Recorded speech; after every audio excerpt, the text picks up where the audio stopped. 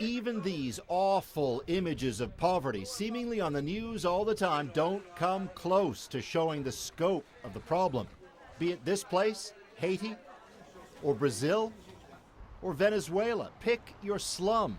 Consider that 80% of the world's population lives on less than $10 a day. 80%.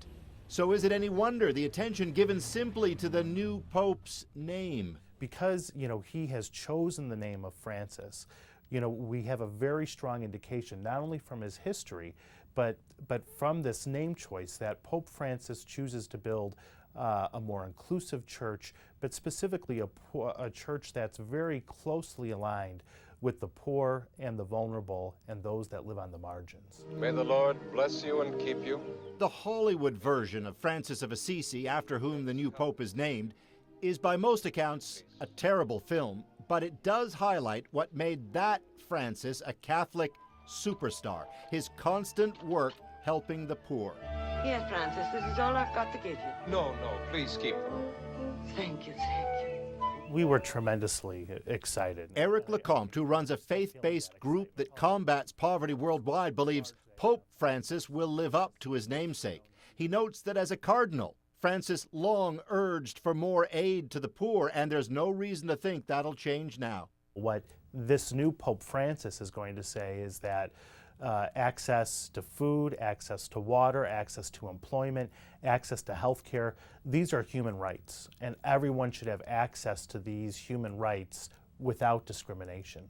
And when you consider the more than 1 billion Catholics around the world listen hard to what the Pope says, that matters.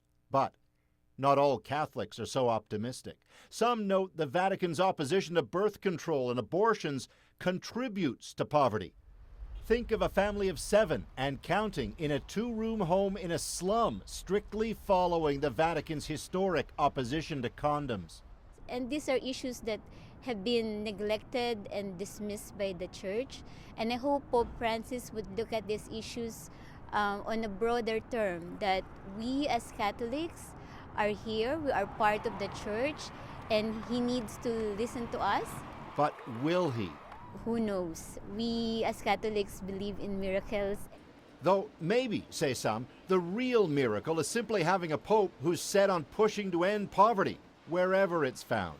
It can't hurt to at least talk about it. The message that all human beings should live in dignity is going to be the front and center message of this papacy. He has the rest of his time as Pope to live up to that prediction. Paul Hunter, CBC News, Washington.